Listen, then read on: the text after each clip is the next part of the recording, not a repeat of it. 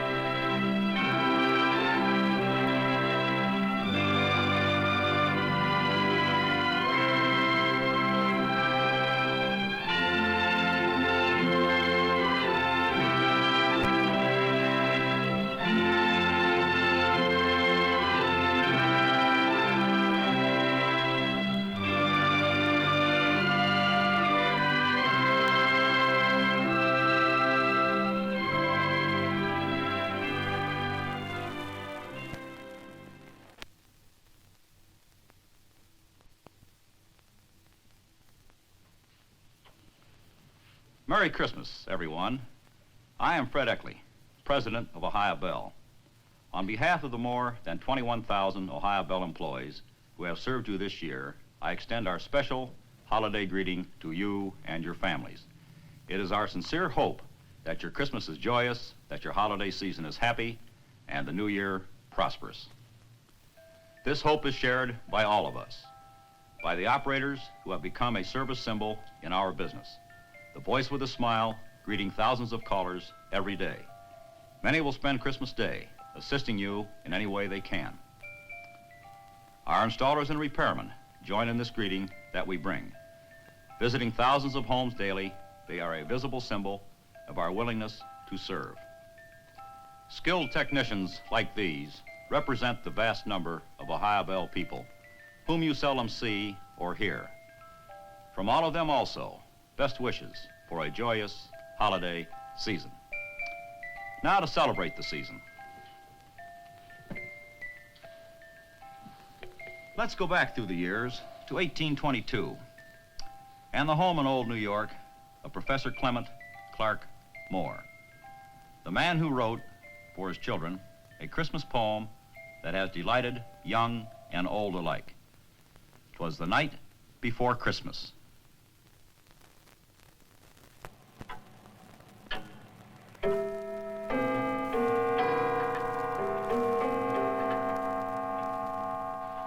All the stories about Christmas. They're wonderful, aren't they? The one I like best is about mistletoe. You know, I'd like to see St. Nicholas. St. Nicholas. Santa Claus. Just as he used to call on Christmas Eve to visit the Dutch settlers and leave toys for the good children. Darling, you are old-fashioned. This is 1822. We aren't settlers any longer. Besides, no one has ever seen St. Nicholas. You don't even know what he looks like. But you're wrong, Kitty, I do. He looks just like Hans Jaeger. Old Hans Jaeger who drives our sleigh. All blue-eyed and red-cheeked behind white whiskers. Fat and jolly, too. Just as Hans Jaeger is. I'd recognize Santa any day. Well, you old silly. You'd leave the doors open and the shutters unbarred for any stranger to walk in who might fancy he's a Christmas saint. Well, he could come down the chimney. Never mind my nonsense, Kitty. Here's something from Santa, straight from Paris. Oh, Clement. And they tell me they're meant to show just a little. Oh, I'll believe anything now.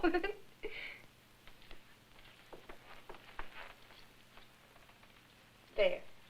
That's for St. Nick. Perhaps he'll fill it tonight. Good night, Clement. Don't be too late. The children will be up at dawn.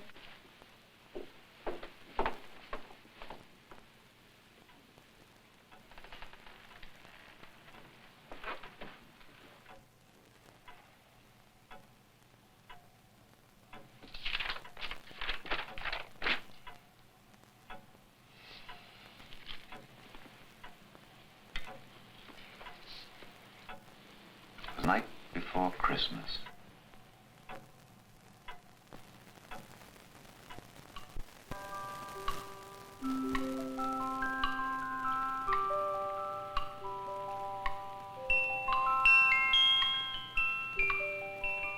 'Twas the night before Christmas, when all through the house not a creature was stirring. Not even a mouse.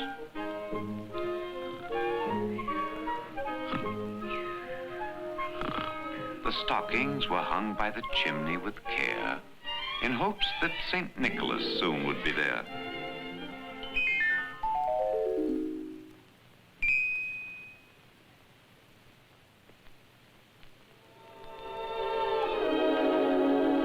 The children were nestled all snug in their beds, while visions of sugar plums danced in their heads.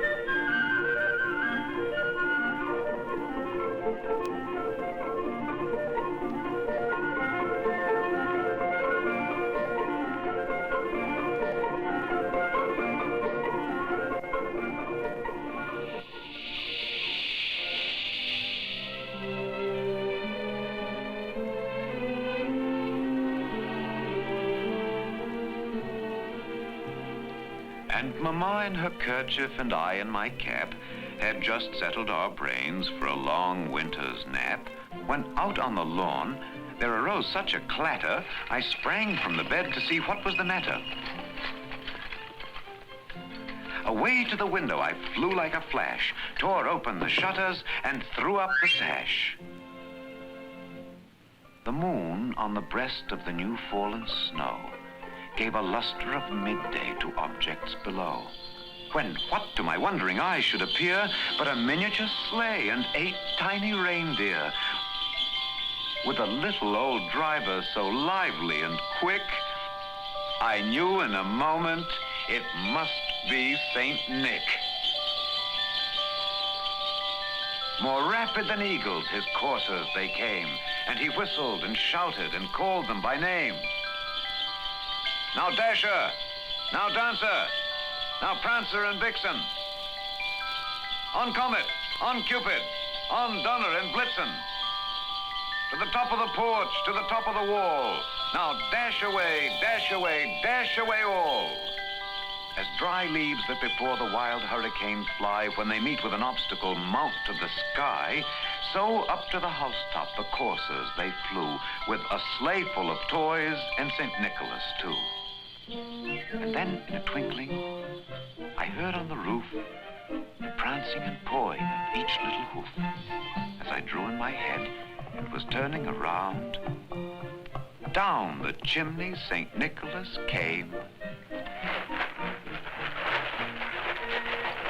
with a bound.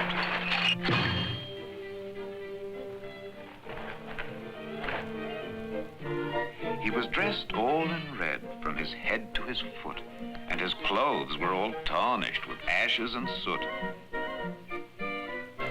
A bundle of toys he had flung on his back, and he looked like a peddler just opening his pack. His eyes, how they twinkled, his dimples, how merry. His cheeks were like roses, his nose like a cherry. His droll little mouth was drawn up like a bow, and the beard of his chin was as white as the snow. The stump of a pipe he held tight in his teeth, and the smoke, it encircled his head like a wreath. He had a broad face and a round little belly that shook when he laughed like a bowl full of jelly. He was chubby and plump, a right jolly old elf. And I laughed when I saw him in spite of myself. A wink of his eye and a twist of his head soon gave me to know I had nothing to dread.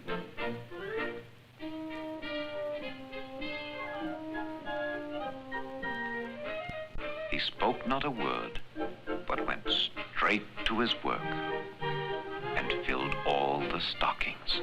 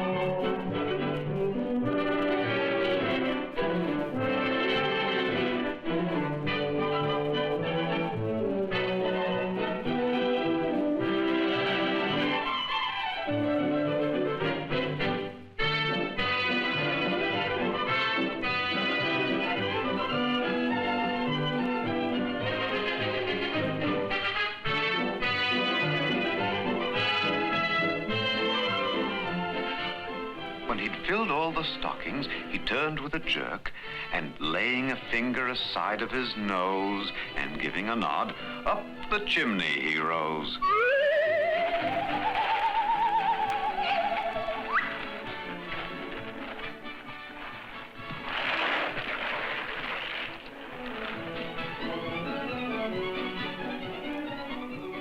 He sprang to his sleigh, to his team gave a whistle, and away they all flew like the down of a thistle.